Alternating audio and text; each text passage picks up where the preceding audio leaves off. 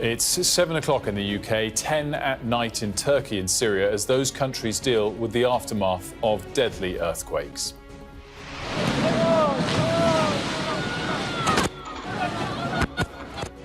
At least 2,600 people are killed, with many more injured as buildings collapse with crushing force.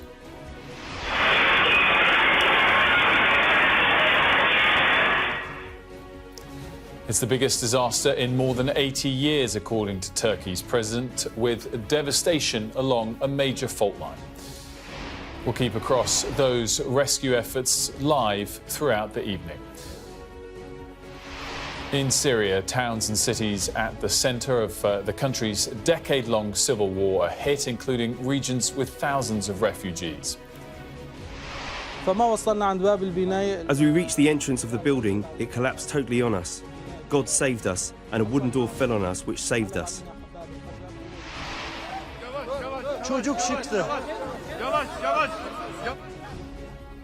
The promises of international aid for the rescuers, with more than 40 countries, including the UK, pledging help.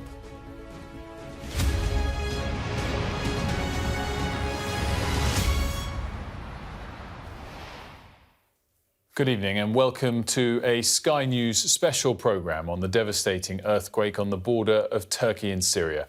At least 2,600 people have been killed, a number that's expected to rise in the coming days.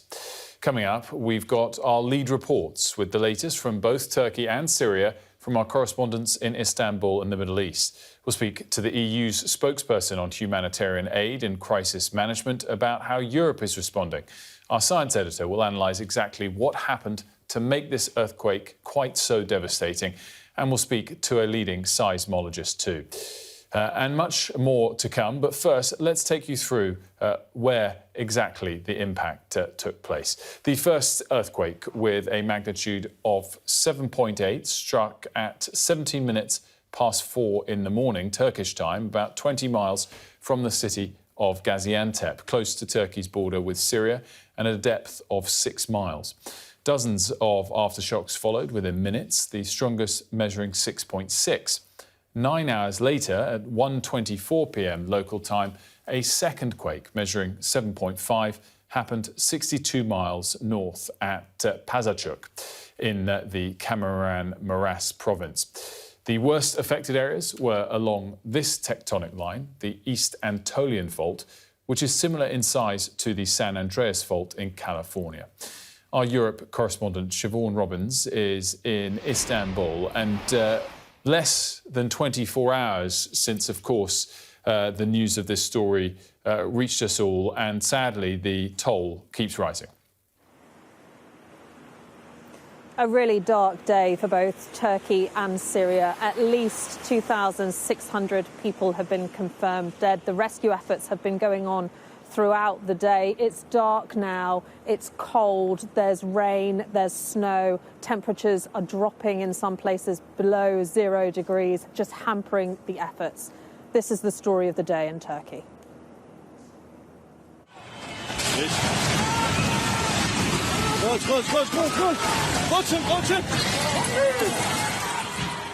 In southern Turkey, buildings crumble like sand. Obliterated by some of the worst earthquakes in a century.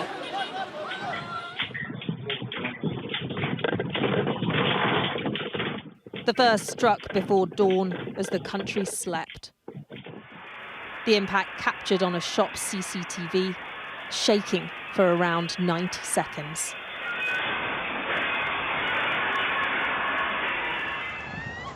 The terror and scale of the damage revealed with the light.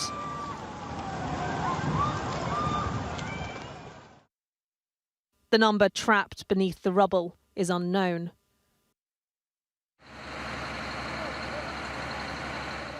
The death toll is rising, and the aftershocks keep coming.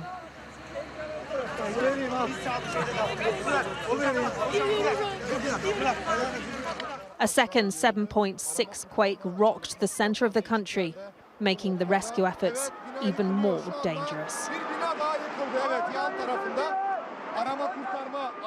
There was an aftershock of, more than 6 points magnitude, and it did cause a certain extra damage, not just only hampering the rescue efforts.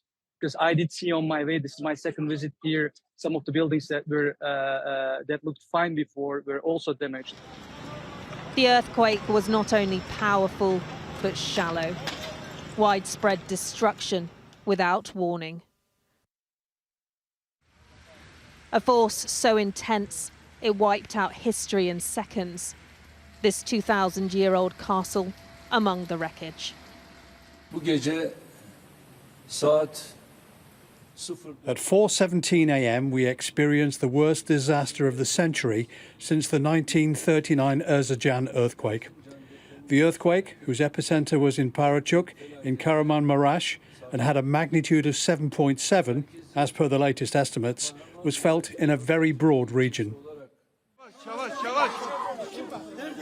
Survivors are being found. Here, a child is pulled from the rubble. The next 48 hours are critical for saving as many lives as possible. The weather is making the situation even more dangerous for those still trapped. Rain, sleet and snow are slowing down rescuers, with temperatures expected to drop below zero in the coming hours. Dozens of countries have already pledged aid.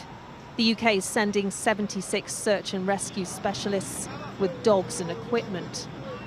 For survivors, time is now the greatest threat.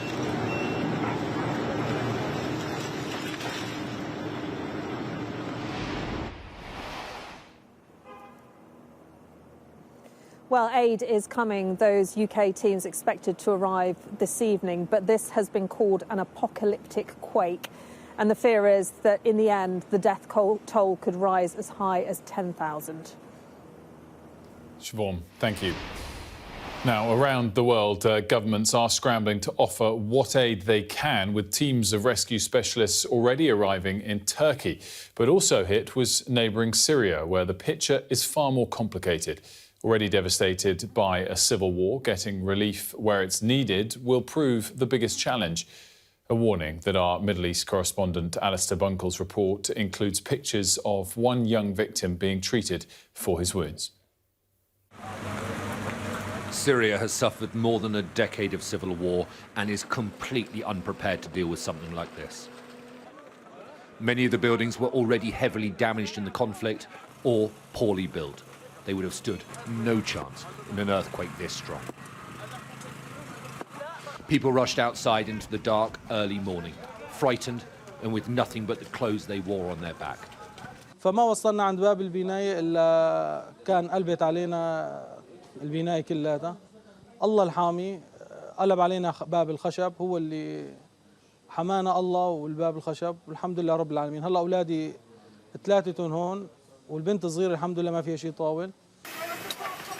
In rebel-held areas, the Syrian civil defense, better known as the White Helmets, were on the ground immediately. They're used to dealing with the aftermath of airstrikes, but this has left them overwhelmed.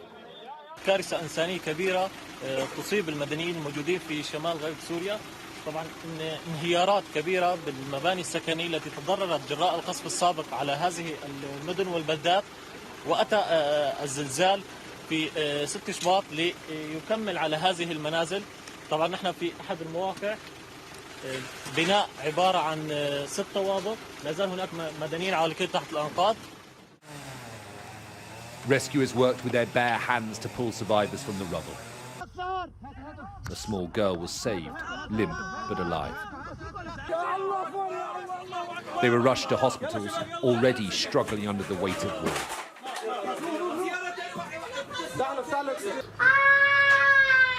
Our colleague in northwest Syria filmed these pictures of the wounded being treated. A child cries with pain as medics stitch a wound in his head. Syria urgently needs international help, but getting aid into rebel-held areas will be a huge challenge in itself. we are ready to provide support to the people there. We are looking at all the needs wherever they are. We do not look at the politics.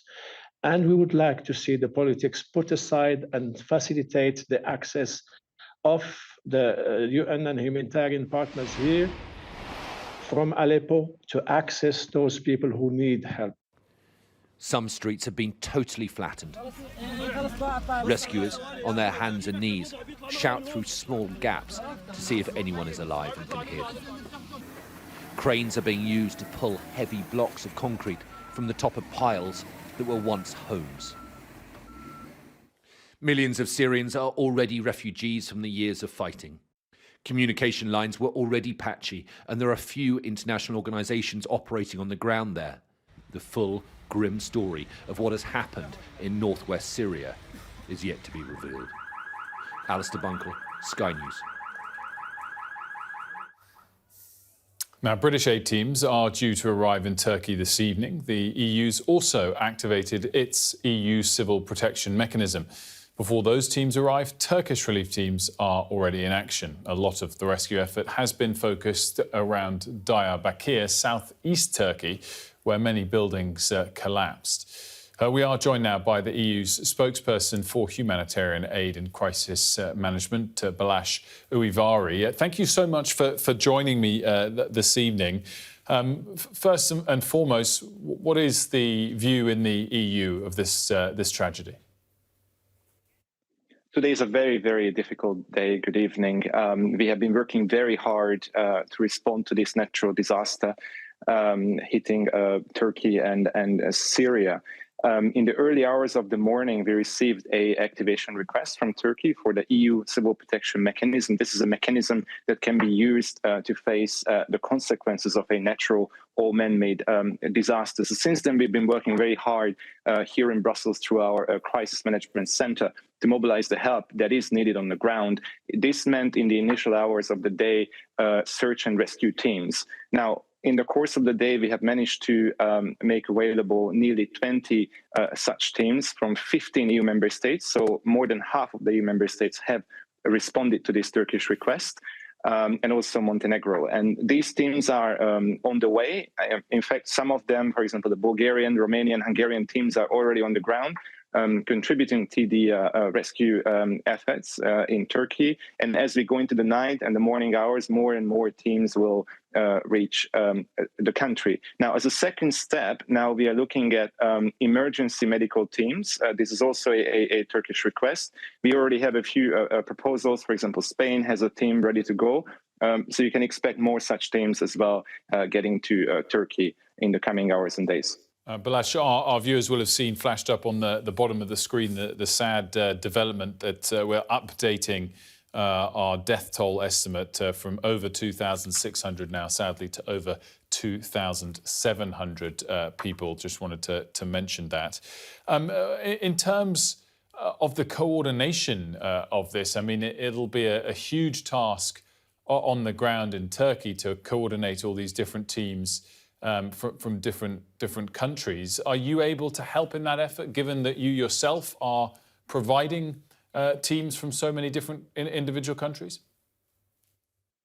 That is exactly what we are doing. We are deploying, as we speak, about a dozen of colleagues, indeed, specifically to help the coordination efforts, given the fact that there are a large number of countries. So in addition to the 15 EU member states, there are many countries from all over the globe that provide assistance. So we would like to play an important role. We have a lot of experience in coordinating help in disaster situations. So the colleagues on the ground will certainly make a major contribution in this regard. And some of the actions you mentioned so far, was that just relating to Turkey, or does that include Syria too, or is it slightly a different case of how you may or may not be able to help Syria? When it comes to Syria, we are in a bit of a different context, and that is because Syria has not activated the EU Civil Protection Mechanism. This is not something that the EU can do. We can only respond to a request put in by a member state or any country around the world. So in the case of Syria, we have not received such a request. However, we are an extremely important actor in the country when it comes to humanitarian aid. We have a number of humanitarian partner organizations that are on the ground in Syria that we have been financing for a number of years already. Just to give you some figures, since 2011, the EU has provided 27 billion euro for humanitarian purposes in Syria. And just last year, we made available 150 million euro. And what we hear, we have had conversations with our partner organizations on the ground. What we hear from them is that they are refocusing their activities as we speak on the region which has been hit, which has been struck by the earthquake. And that's where they are providing a range of activities, a range of services, be it in terms of water and sanitation support, but also they are providing blankets, shelter, and hygienic items. So they are very much involved in the country, and we are, of course, standing with them. And if need be, we can also mobilize additional humanitarian support to specifically help in this context. And whether it's Turkey or Syria, what's communication like on the ground? Are you confident you will be able to coordinate things or help coordinate things? We have a lot of experience in facing man-made or natural disasters. Over the past years, we have been working in the context of many earthquakes, tsunamis, or, for example, the explosion in the port of Lebanon. So the department that I'm part of is very much experienced, and I'm confident that we can be bringing this expertise to the benefit of the people on the ground. And clearly, this is still 24 hours since this disaster unfolded, and the immediate work at hand, working through some of the rubble and hopefully finding some survivors. What about in the days and weeks ahead? How does the relief efforts and support that you can offer change? Indeed. So right now we are focused on helping the first responders. We are in an immediate crisis management phase. That's the reason why, for now, we are focused on making available search and rescue teams. And as I said, as a second stage, we'll be looking at emergency medical teams, which will slowly be arriving as well in Turkey in the coming hours and days. And of course, if I look at the medium term, then the emphasis will be on the reconstruction. And again, this is also an area where the EU has a lot of expertise. So once we get to that stage, of course, we will be looking into this situation in great detail, and we will see how we can help in terms of the reconstruction efforts as well. Balázs Ujvari, thank you so much for joining me. Thank you. This is Sky News Tonight, and coming up, Turkey may be used to responding to earthquakes, but we'll discuss why this disaster presents particular problems for the relief effort.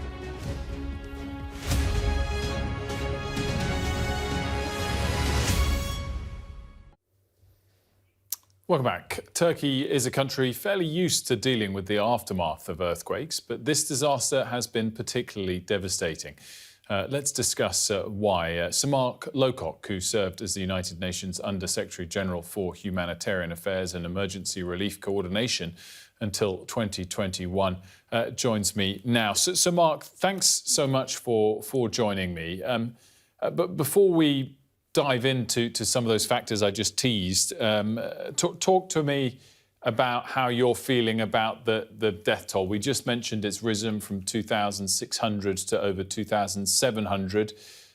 Should we sadly expect it to continue to rise from here? Well, that is the pattern of these things, unfortunately.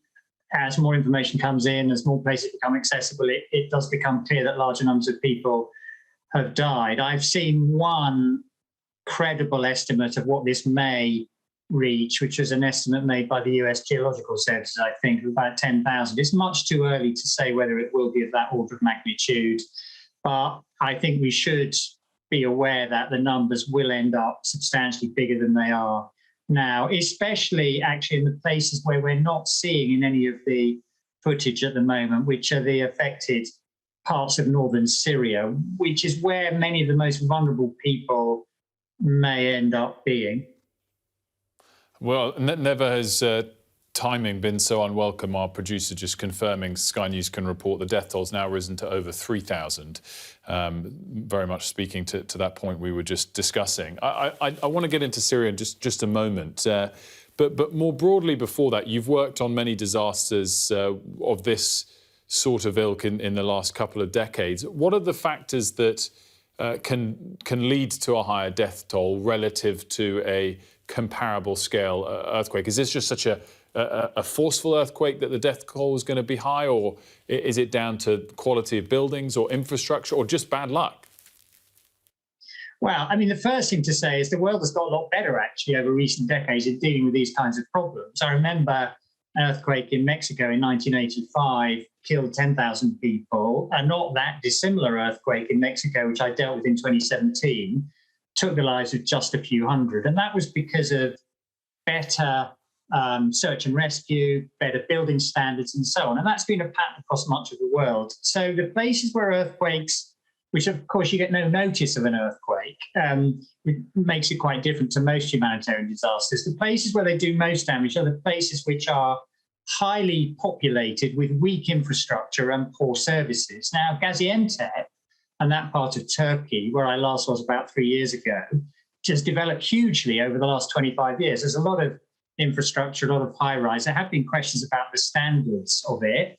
It's a relatively well-developed place, though, and that is why you're seeing that there is a very energetic, quite well-coordinated first response system playing out. In parts of Syria, where this has affected people, I think that it may not be the same story. So what determines the scale of the problem, death toll, injury, and so on, is where it happens and the underlying conditions in those places, how well developed they are, how well prepared they are. So touch on Syria for us. As you've already mentioned, it's going to be much harder to see effective relief efforts reach there quickly. What other factors should we be watching out for? Well, the first thing to say is that millions of people in northwest Syria, including millions who have fled the fighting during the civil war away from the Syrian military authorities, are basically encamped in very rudimentary conditions, both in the southern part of Idlib, across the border nearest to Gaziantep, but a little bit further north of that as well, which may be the places worst affected in Syria by this earthquake. There's little access to the international community to those people from Damascus, and the Syrian authorities view them as the opposition and don't really want help to get to them. So the international community's access comes across the border from Turkey. The UN's only allowed to use one border crossing now. The Turks can use more border crossings, but that does constrain things. But the other thing is that, of course, Turkey's priority will rightly be its own citizens in its own country, and after that, probably Syrian refugees who are in Turkey. And so those people in Syria will not be high up the list of priorities. So I am really worried about the prospect for helping them. It is a good thing that aid agencies have a lot of staff already in Gaziantep running that cross-border operation, but I hope the money that comes in from the relief operation, enough of it is targeted at those people in Syria, because I think they'll need it most. We just spoke moments ago to a senior EU official in this regard, and we've been talking about how the Foreign Secretary informed us of the number of search and rescue teams the UK is sending. How much can they deliver in the days ahead? I'm sure no miracles, but can they deliver encouraging results? Yes, search and rescue does make a difference. In that Mexico 2017 earthquake I mentioned, we were able to mobilise 500 people from around the world, deep specialists from 27 countries, and they did make a difference. I think what we'll see is that the international contribution to the search and rescue ought to save dozens or scores of lives, possibly a few more, but it will only that'll only be a useful thing to do for a few days. And most of the lives saved will be those saved by the people we can see on your screen now, Turkish first responders and Turkey's institutions. But the international contribution is useful and should quickly be followed by more help with emergency medical assistance, medical supplies, and also shelter getting the power and water systems up and running again. Some people need food. Very quickly, the requirement will move from search and rescue into those other things. So Mark Lowcock, thanks so much for joining us. This is Sky News Tonight, and still to come, we'll look at the exact moment the earthquake hit and find out what made this one quite so devastating and speak to someone who witnessed it firsthand.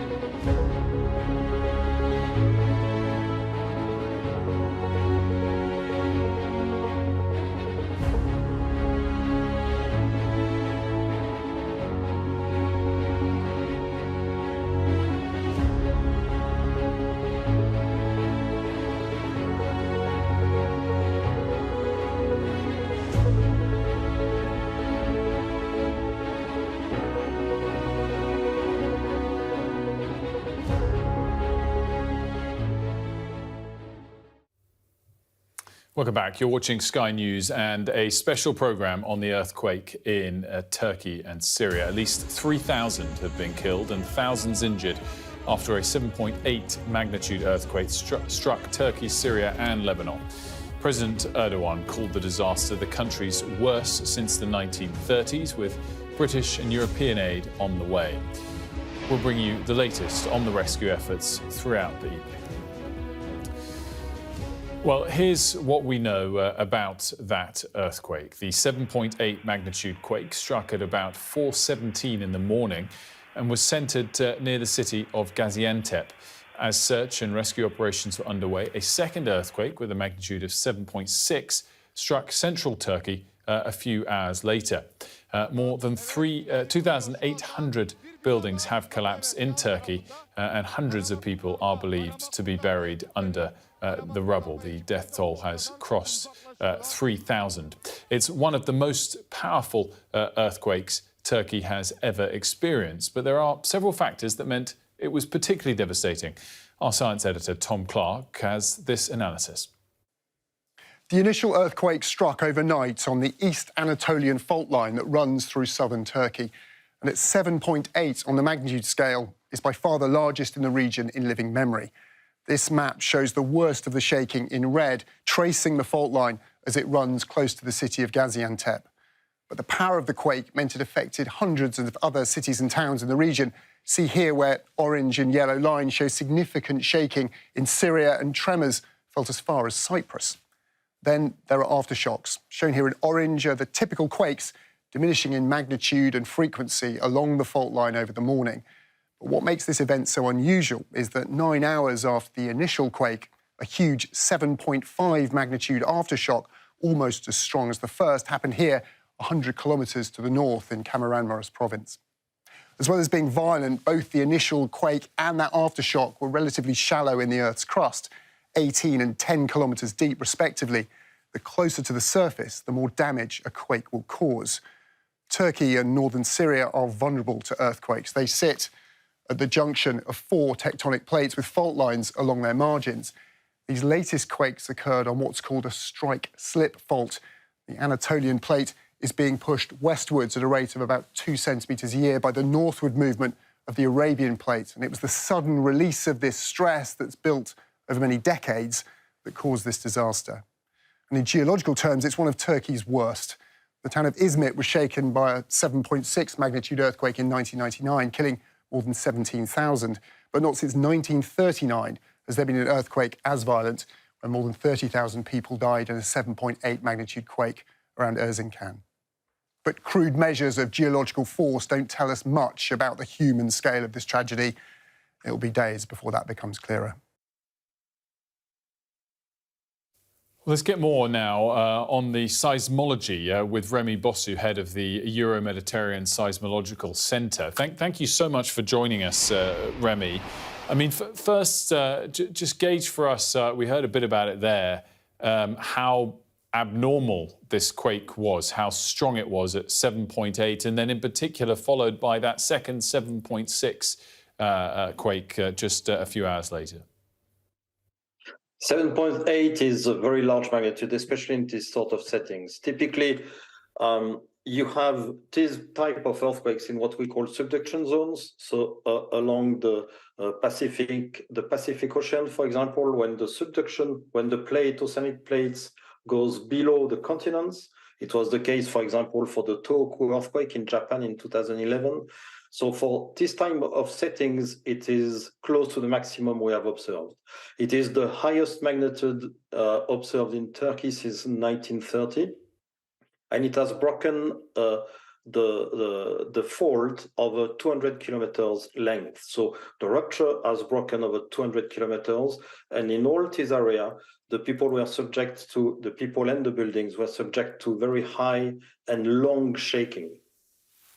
And Tom Clark was just explaining to us about the aftershocks, whether it was the small, more typical aftershocks, which all appeared seemingly close to or along the fault line, or the more standalone 7.6 on the scale aftershock in the middle of Turkey. Talk us through how normal or abnormal those factors are. Yeah, so typically what we traditionally observe, is that we have a main shock and then we have aftershocks which follow along the same rupture zone. They are lower in magnitude and they are close in space to the previous rupture. Here, the second earthquake, the one of this morning, 7.6 approximately, is nearly as big as the first shock, and it is on a second fault system. So if you look at the aftershocks, so as it was clearly shown in your previously, the first shock was along the southeast Anatolian fault, and the second one is on a second fault, which is basically 100 kilometers and which trends east to west. So it is a totally different system. So basically it is not an aftershock. It is a second shock which has been triggered by the first one. So this is unusual. We call this a sequence of earthquake. There are settings where we observe them. You may remember in 2016 in Italy, we had several magnitude 6, Norcia, Amatrice earthquakes, but they were magnitude 6. And magnitude 6 and magnitude 7.8 are not comparable. They are just, when you increase the magnitude by 1, you increase the energy released by a factor of 32. So that's very, very different cases. And is it possible now, as we approach 24 hours since the first one, that we're in the clear? There'll be no more aftershocks? Talk me through the likelihood of how it rises and falls of further potential quakes in the short term. Unfortunately, there will be aftershocks in the coming days, in the coming weeks. The aftershock activity has been very high. We had the magnitude 6.7, I think, 20 minutes after the first shock last night. So it has been very high. We had probably 200 aftershocks above magnitude 4 today. So it's basically as the ground has been shaking nearly continuously. What is nice with the aftershocks, if I can say so, is that the rate decreased exponentially. So it decreased very fast with time, but still it decreased fast, but it will last for weeks and months. So the rate is going to decrease. The rate has decreased already. It should keep decreasing, but we will still observe magnitude 5, magnitude even more than 5 in the coming days and weeks, but their frequency will be lower and lower. You study this area fairly closely. Were there any signs ahead of it that this was coming? No. Unfortunately, we are totally unable to predict. In Turkey, what has been expected by the seismologist is a large earthquake, typically the same size than the one we had last night, just close to Istanbul in the Marmara Sea. We expect a magnitude 7.6. There has been many studies which shows that it should happen. The studies were made like 10 years ago, and it is supposed to happen in the next 3 decades. So, but we have no clue whether it will happen today or whether it will happen in 20 or 30 years' time. So last night, I first thought it was the one in Istanbul. So we were proved wrong again.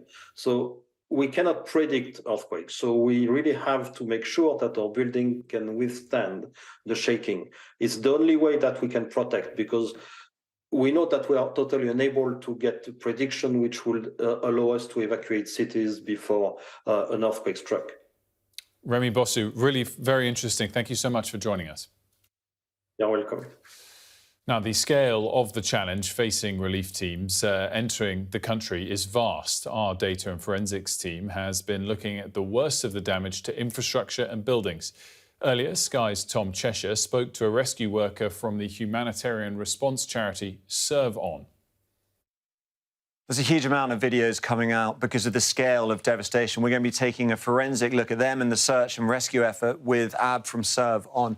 So what we want to show you is some of the extent of the damage by looking at what it was before. This is Iskenderun. It's a city in the southwest, a port city. And this is what it looked like before the earthquake struck. I want to take you into Google Street View here. In the middle of the city, more or less, you can see it is a built-up place. But I want you to focus on a couple of buildings here. This distinctive skyscraper there, this tower block there.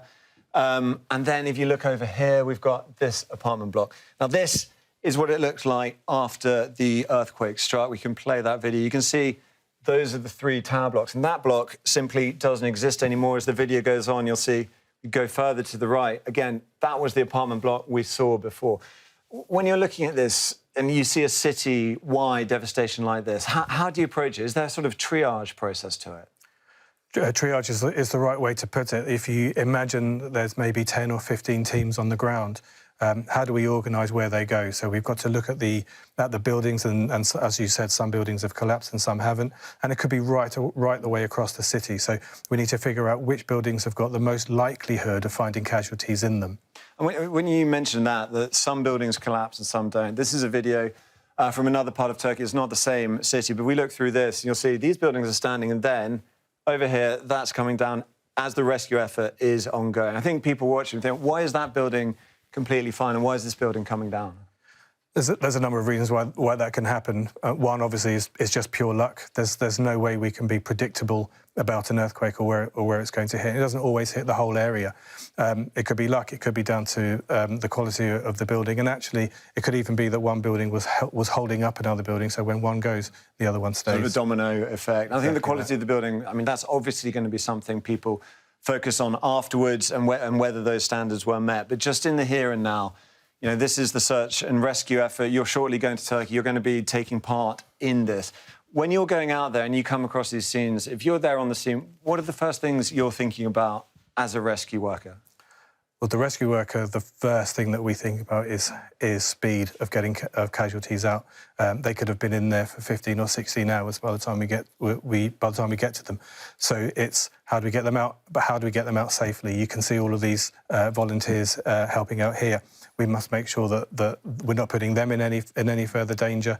And how do we get the casualty out without putting them in any further danger either? Ab from Servon, thank you very much. Best of luck in Turkey from all of us. There's going to be lots more videos coming out, given the scale of the devastation. We'll be working to verify them, analyse them forensically, bring you the latest over the coming days. Now, in the moments immediately following the earthquake, rescue teams began their work. In Syria, the Civil Defence Force had been providing relief. This is them at work in Afrin. This group, known as the White Helmets, was formed to provide medical evacuation and urban rescue amidst the country's, of course, civil war. They were also at work in Idlib, searching for survivors in a string of collapsed buildings. We're joined now by Aracha Nesruddin, Director of ActionAid's Arab region. Thank you so much for joining me this evening. Just let us know exactly what ActionAid does typically in the region outside of natural disasters like this. Thank you for having me tonight. So as ActionAid, we have been present since mid-2000s in the region. We work mainly, apart from the humanitarian responses to the various crises, we do work on youth and women development and women's rights in the region, mainly working in Jordan, in Lebanon, in Syria and Tunisia. These are the main areas where we work. We work on women economic as well as political empowerment, and on young people, also civic and political participation. And I mean, majority of the work, unfortunately, in the past, I guess, 7 to 10 years has been focused on responding to the humanitarian crisis in Lebanon, in Syria. We've worked also briefly in other countries like Yemen as well. I mean, if we focus perhaps on Syria for a moment, firstly, I very much hope all of your team members and contacts are safe. Are you able now to connect with specific relief teams that are more focused on helping in an earthquake because of your knowledge and contacts on the ground? Yes, so we have ActionAid works through local partners, so we don't implement directly. We have a network of local partners that we've been working with for the past couple of years. Unfortunately, some of our partners, staff members, have not been accounted for up until now. We were since the morning with them on the phone, trying to communicate. Like majority are safe, but some have not been accounted for, and neither their families. To be honest, also because a lot of our partners we work with are in northwest Syria, and they run the operation from southern Turkey, so they have been affected double, like both of their offices. So it has been really hard to connect because of the cut in the communication. Up until the last 2 hours, we've been able to establish contact. Groups of volunteers from our partners have been trying to respond to the crisis in northwest Syria, and mainly in Idlib governorates, and we are working with them closely to understand the immediate needs so that we can deploy resources to support in this crisis. Well, we really very much hope that you are able to reconnect with all of your team members in the days ahead.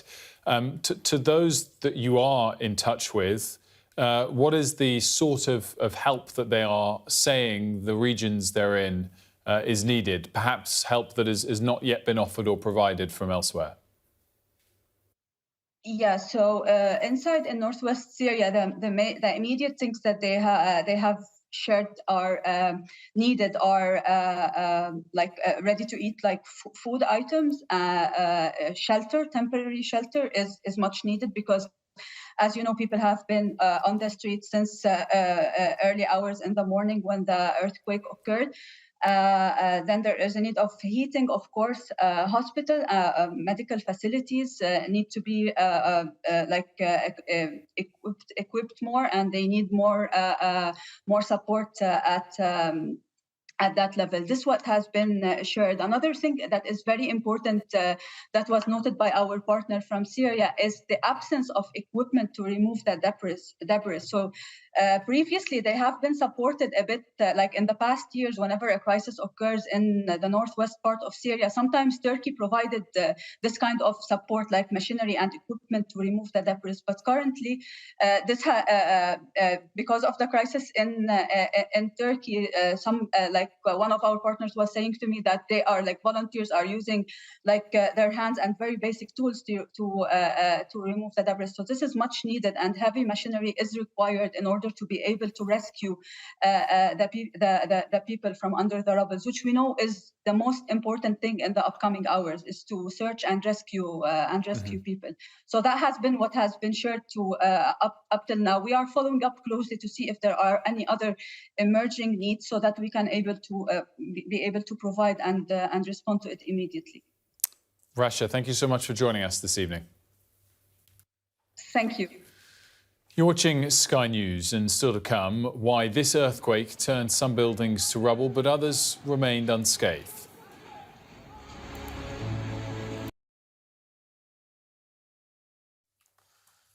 Welcome back. We've been discussing the death toll. Let's now touch a little bit on the physical damage. And a lot of Turkey's relief effort has been focused here in Adana. Now, while many buildings withstood the initial earthquake and powerful aftershocks, others were turned to rubble. And in Sanil-Urfa, also in Turkey, probably the most shocking footage of the day was of this residential block. It took just 10 seconds for the entire block to crumble. Wow. Well, joining us to discuss this, Professor David Alexander from the University College London's Institute for Risk and Disaster Reduction. Thanks so much for joining me, Professor. I mean, first, a broad question. When you have an earthquake of this magnitude, not to mention such a high magnitude aftershock just a few hours later, is it very hard, almost impossible to reduce the risk of buildings collapsing like this, or not? It is utterly possible. The reason why there is a disaster is rather different to the reason why there is an earthquake. What has happened here is that we have suddenly revealed shoddy building. Now, Turkish building codes have been revised 5 times in the last 55 years, and they are pretty good, or at least the codes of 2018 are. However, a mixture of failure to observe the codes, failure to enforce them, ignorance and corruption means that buildings collapse because they are badly built. This morning, the US Geological Survey issued a map that shows that there is only one tiny area in a vast range of land where well-engineered buildings would be likely to collapse. It's an area of about 4 square kilometers. And yet we see very widespread collapse. And this is simply because buildings are not built to any recognizable, reasonable code. And unfortunately, very many Turkish people and Syrians live in multi-story, multi-occupancy, high-rise buildings.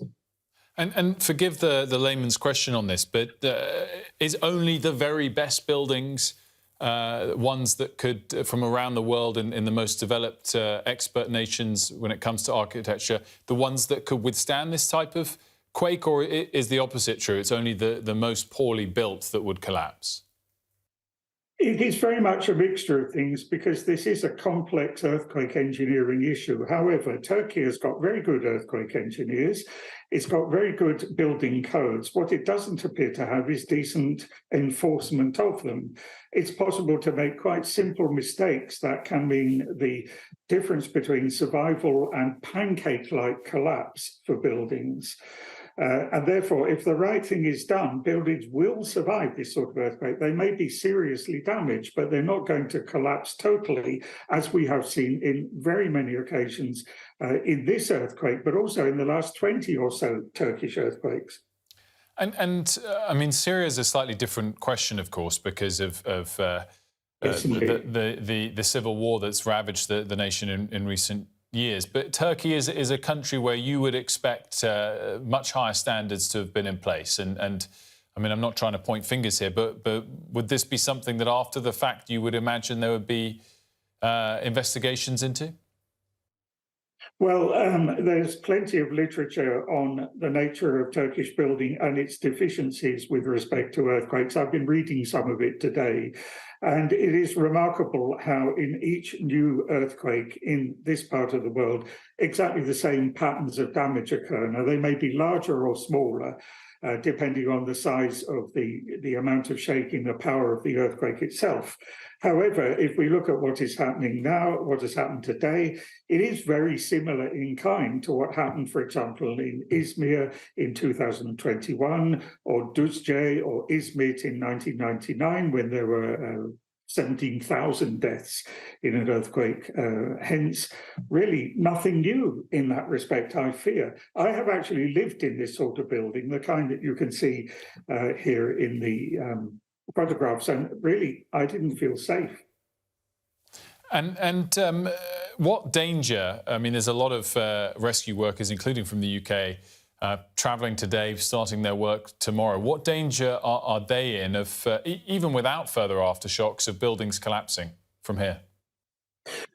Right. Well, we see really two kinds of rescue. I think at the moment we're probably looking at the professional kind, but we've seen lots of images of non-professional rescue. Let's bear in mind that in the earthquake in Mexico City in 1985, 2.2 rescuers died per person rescued. And that was because many or most of the rescues were non-professional. They therefore involved undue risks on the part of people trying to rescue. One could understand exactly why they were trying to do so. However, you're dealing with large amounts of very heavy rubble that are completely unstable. We therefore need the expertise, the equipment, the training, and the discipline to be able to do that properly. Unfortunately, most international rescue teams arrive within the window of time 48 to 72 hours after the event. The golden period is the first 12 hours, after which survival times under rubble tend to decline very substantially. A well-engineered building, if it collapses, and this in the photograph here is not a well-engineered building, will probably leave about 15% void space. Professor. That means that there may be people alive underneath. Professor, forgive me for interrupting. We need to leave it there. We've reached the end of the hour. The coverage will continue here on Sky News.